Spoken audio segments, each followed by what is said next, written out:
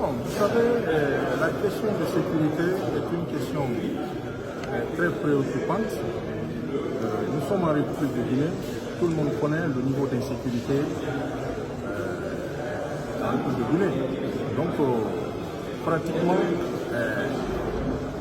comme cela a été réitéré ici, voilà, tous les acteurs de ce procès doivent être en sécurité pour être à même de faire leur travail. Moi, personnellement, je n'ai pas fait l'objet de menaces. Voilà. Donc, mais la question de sécurité est une question capitale, une question primordiale. Justement, vous avez soulevé ce matin des exceptions par rapport à l'audition des témoins, mais finalement, le tribunal ne vous a pas suivi. Il ne s'agit pas d'exception. En réalité, nous avons voulu nous opposer à la déposition de certains témoins dont les noms et prénoms, profession et résidence ne sont pas connus. Parce que l'exploit du 27 octobre 2023 signifié à la requête de M. le procureur de la République n'indique nullement les noms des parties.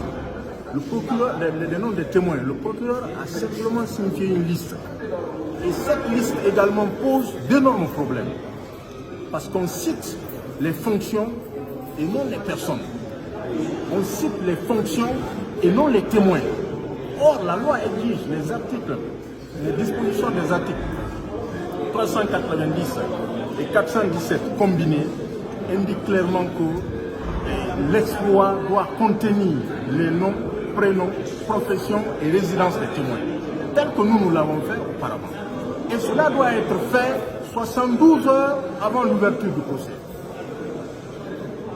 Donc, il y a une violation systématique des dispositions et des articles 390 et 417 du Code de procédure pénale. Mais c'est une décision de justice, voilà, on s'en remet et on continue. Oui. L'étudiant du procureur a évoqué l'article 422 du Code de procédure pénale.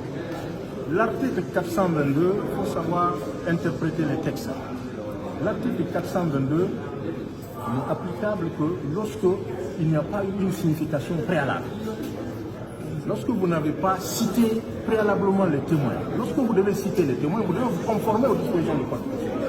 Si cela n'a pas été fait, vous pouvez demander au président de bien vouloir entendre telle personne à titre en tant que témoin. Donc le président souverainement peut décider, voilà, d'entendre l'intéressé soit en tant que témoin ou pour fournir des simples renseignements. Mais si vous prenez la précaution sur vous de citer, vous devez citer conformément à la loi. C'est pourquoi les dispositions qui suivent, notamment les dispositions des articles, de l'article 423, indiquent que indique les cas d'irrégularité ou de régularité de la citation. L'autre question, maître, après les événements du 4 novembre, il y a la défense du capitaine Moussa Dadis Camara qui a annoncé donc des plaintes contre X. Est-ce que vous, votre client Moussa Keboro, prévoit de porter plainte contre ce qu'il aurait enlevé? On a même déposé plainte le lundi passé au parquet du tribunal de première instance de Kano pour enlèvement, séquestration, violence, voie de fait et mise en danger de la vie de quelqu'un. Cette plainte est enregistrée au parquet du tribunal de première instance de Kano. Donc nous suivons également ça. Est-ce que vous avez des indices par rapport à l'identité de ceux qui ont enlevé? Personne. La plainte est déposée contre X, entre les mains du procureur. Alors comment le colonel se sent aujourd'hui? Il se sent en sécurité ou quoi? Le colonel Keboro. Mais bon, je ne peux pas me prononcer sur cette question. Voilà, et vous voyez, tout le monde voit ce qui s'est passé. C'est une insécurité totale.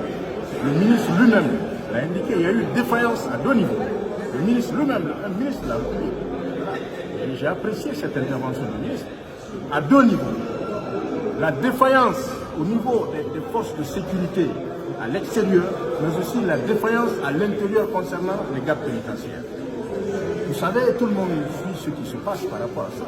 Donc ce sont ces défaillances-là, ce qui fait que voilà, on ne peut pas dire avec exactitude si la sécurité de nos clients est assurée. Cette dernière question, puisque vous êtes consulté pour défendre les intérêts du colonel Keboro, cette image qui est passée sur la télévision nationale, qui a fait la une des réseaux sociaux, comment vous avez accepté? Laquelle des images? Après qu'il est retourné à la maison? Non, absolument rien. C'est dans ces circonstances-là que je suis allé le chercher pour le ramener à la maison centrale. Il fallait qu'il reste dans cet état parce qu'il n'avait pas accès à sa cellule dès qu'il est arrivé.